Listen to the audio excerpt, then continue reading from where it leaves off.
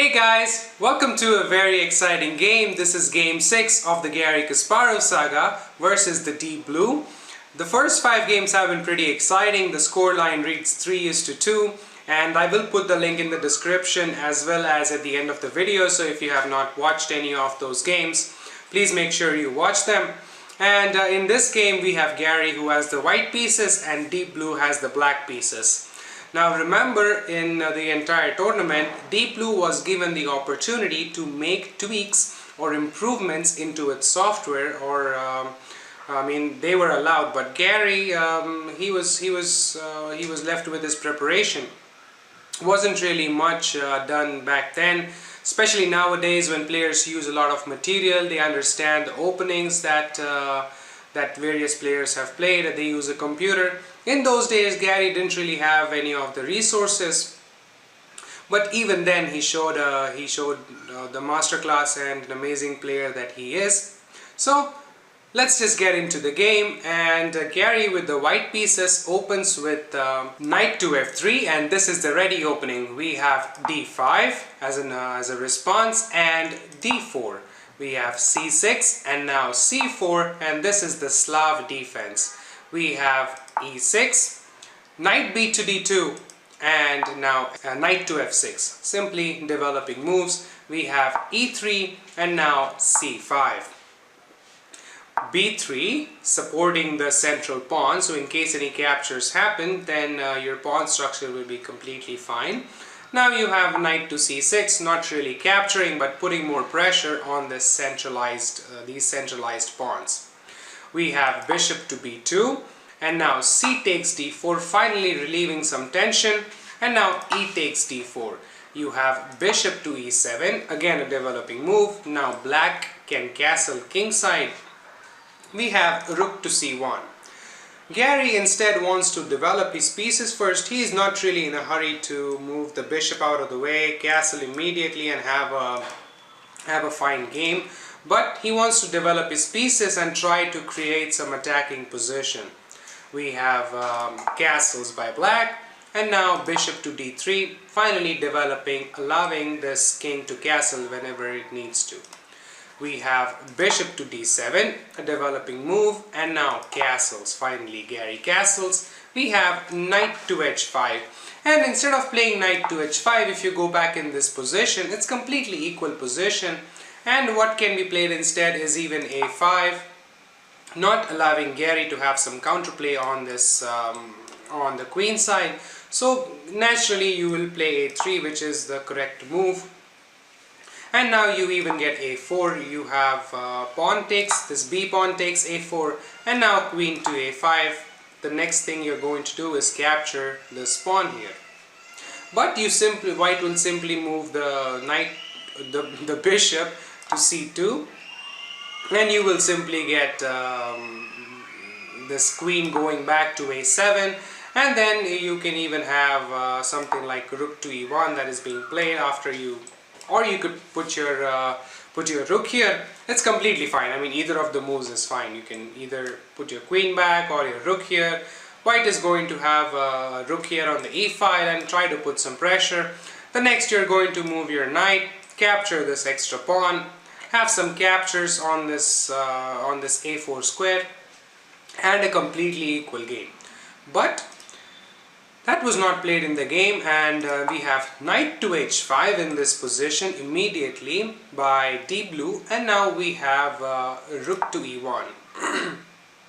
White also allowed this knight to come here to this excellent f4 square, and the main reason to bring the knight to this weird h5 square is to put it on f4 and then go back here to this g6 square.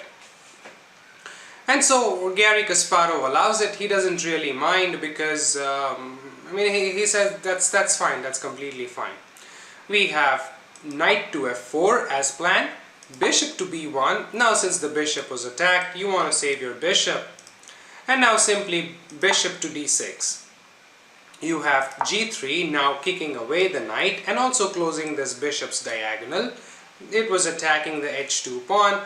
And you don't really want that to happen because the queen can also come to this h4 square and then get a checkmate sequence going, and you don't really want that to happen. So simply kicking away the knight by pushing your pawn forward, and you don't even there is no point in putting a queen here because your pawn nicely defends it. So this knight goes back to g6, which was the idea, and now he has wonderful control over this key square, which is e5. You have this knight that is guarding it, both the knights actually guard the square, and you have a bishop that's guarding the square. So a pretty wonderful position. You have knight to e5, and now here Garry is allowing this knight to be captured. And also what Garry did is he's attacking the bishop here on d7. So the good idea here would be to capture. Usually you would play knight c takes e5, then you get pawn takes, d takes e5, and then this bishop will usually go to b4. You are now pinning the knight because you have a rook. Then once the rook moves, you can continue moving this knight as well, and this is completely equal position. But what Deep Blue played instead was, after knight to e5, after moving the knight, not going for this immediate captures, but he played rook to c8, and this allowed Garry a wonderful initiative. So feel free to pause the video and try to find the correct combination to continue for Garry. The move that he played, and if any of you found it, congratulations, amazing, you guys are amazing players. Move to find was knight takes d7, simply eliminating the light square bishop, and now you get queen takes d7, and you have knight to f3. Now the second knight is ready to jump into the square if you need to. Maybe you won't need it, we'll see. We have bishop to b4, now attacking the rook. Rook moves to e3, and now you get rook f to d8. He wants to put the rooks on a soon to be open file because he wants to contest this d file. That's what Deep Blue is thinking. But Garry has different plans. He plays h4 immediately, trying to attack in the king side and try to get some crazy attacks going, because this bishop is nicely eyeing on this diagonal. Once this pawn is moved, either captures on this square or on this square, then you can have a wonderful attack. This bishop already is eyeing this backward h7 pawn, and the queen can definitely come into the game, and there will be a checkmating ideas on the back rank. So for all of this to happen, he wants to move this knight from here, and that's why he pushed this h pawn to h4. And you have knight g to e7. This knight goes back because you have to move it once the pawn goes here to this h5 square. Or what you have to do is weaken your king side by moving the pawn forward, which Deep Blue thought it's not a good idea. So now there is a wonderful winning combination from here onwards. So if you guys have some time, pause the video. It involves the sacrifice of this wonderful bishop, so I'm giving you a hint. You have bishop takes here h7, king takes h7, and now you move in with your knight here. Knight goes to g5 with a check. The only option you have is to move the king. King usually comes back to g6. And now you even get queen to g4, a pretty amazing move. You have you will get knight to f5. Now you are attacking this rook, and you simply you don't even have to worry about this attack. You just play knight takes e6, and this is a discovered check from this the queen. So now king goes back to h7. And now you finally play queen takes f5 with a check, and also you are defending this knight as well. So again, king to g8, and now even c takes d5. So you are nicely again defending the knight, and also if the knight captures, then you can capture it with the queen. and then you will get some sacrifice. So I'm just going to show it to you, the variation. So if you captures, this is actually a losing move. You even get d takes e6. Now you are attacking this queen. Your queen can come here and deliver a lot of checks. This bishop will be now open on this diagonal once the pawn moves forward. It's completely winning position for white. But back in this position, Garry Kasparov couldn't really find that variation. So what he played instead was a3. He immediately attacked the bishop, and that's how Garry played. I mean, he was the sort of the person who will grind it out, and not like someone like Magnus Carlsen, who will immediately go for the kill, you know, and plays exciting chess. But Garry was technically very much sound, and that's what he liked doing. And you will see it in this game. So after a3, we have bishop to a5, retreating with the bishop, and now b4, attacking the bishop even further. Bishop goes all the way back to c7, and now we have c5. Closing down all of these squares for the bishop to move. So now rook to e8, creating some breathing room for this bishop, and simply queen to d3. Now he wants to activate the queen. It's a wonderful checkmating idea here on h7, which obviously Deep Blue sees, and they play g6, simply defending against the threat.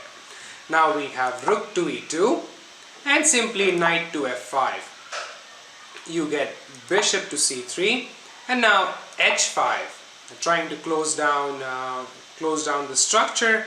And now we have b5, pushing these pawns even further back into the black's territory. We have knight c to e7, and now bishop to d2.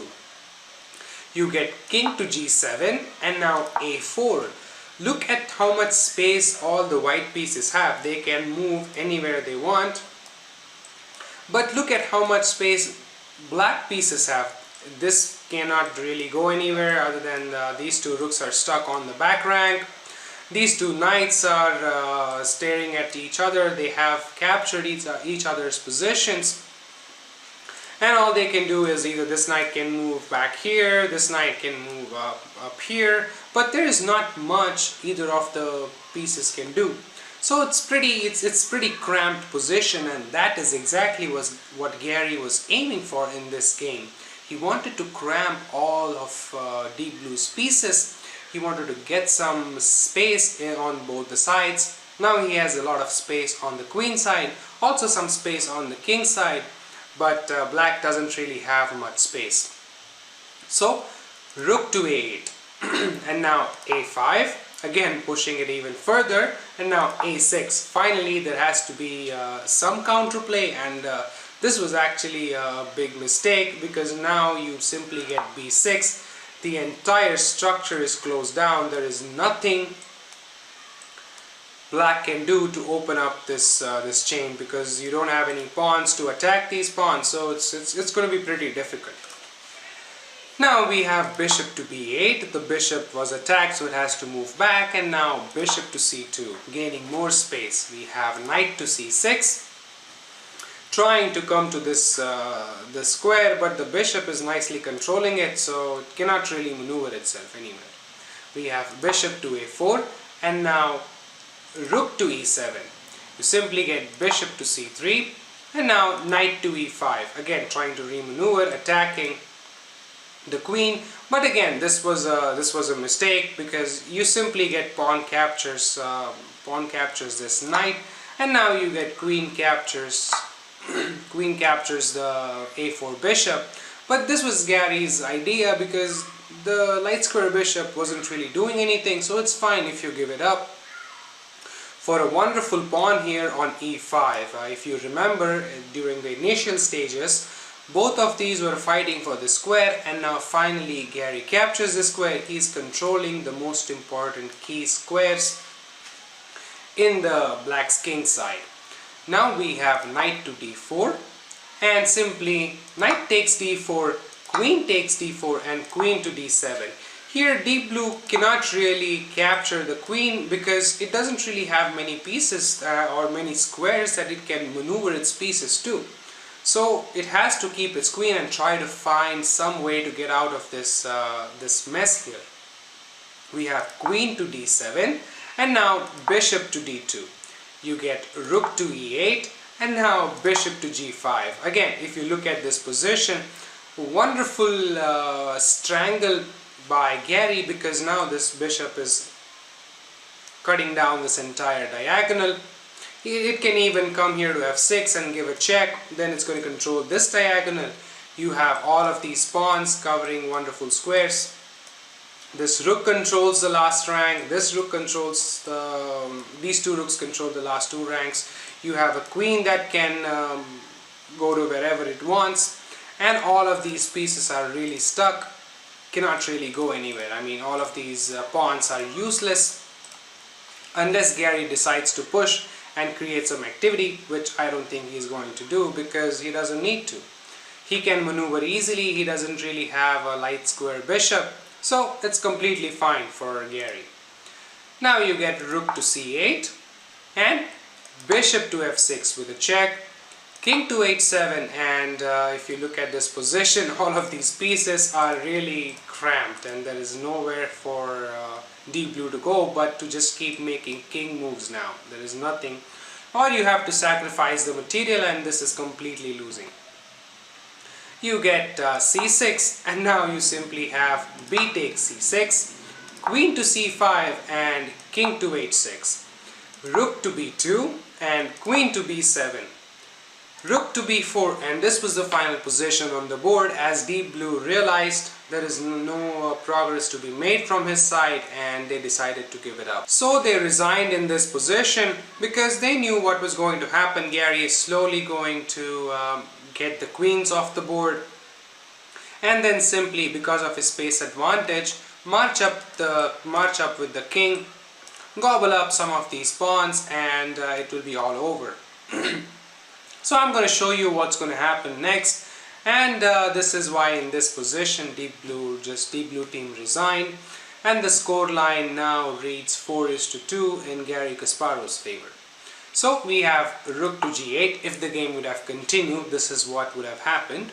We have queen takes c6. Now simply queen takes c6, rook takes c6, and now king to h7. This pawn will definitely queen sometime soon.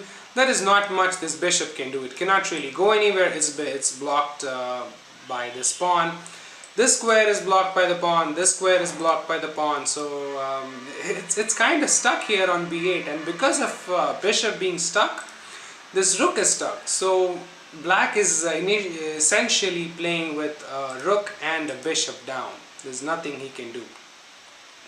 Now you even get king to g2, g5, h takes g5, bishop to a7. Now you have to give the bishop up, but you don't really have to immediately capture the bishop. You can even play rook to c7, attacking the bishop, forcing it to either retreat or give itself up for this pawn. That's what would have happened. You just give up the bishop, bishop takes b6, and now a takes b6. It's stuck, there's nothing you could have done. Now you get rook g to c8, and you have rook takes f7 with a check, king to g8, g6, rook to a7, and this is checkmate in 3 moves. So if you guys have some time, pause the video and try to find the winning combination, and I'm sure everybody found it. It starts with b takes a7, you get d4. There's not much to do here. You have rook to h7, and simply after king to f8, rook to h8, and this is checkmate. So Deep Blue knew all of this, and back in this position on move 43 it resigned, and Garry Kasparov became the first player to amazingly defeat a computer in a championship. So kudos to Garry. And so this is the end of the Garry Kasparov saga against the Deep Blue. I might show a few more games with Garry, but that will be in the future. Currently we have a lot of tournaments that are going on and I really want to focus on those. So that's next on my agenda. That's all from this video. I would like to thank all my subscribers for subscribing to the channel. Greatly appreciate your support. If you guys have any questions, comments or concerns, please let me know in the comment section below. If you guys want to contact me via email and give me some suggestions, please feel free to do so. I know some of you have contacted me as well. Thank you for that. I really appreciate the support. And that's all from me. Namaste. See you next time.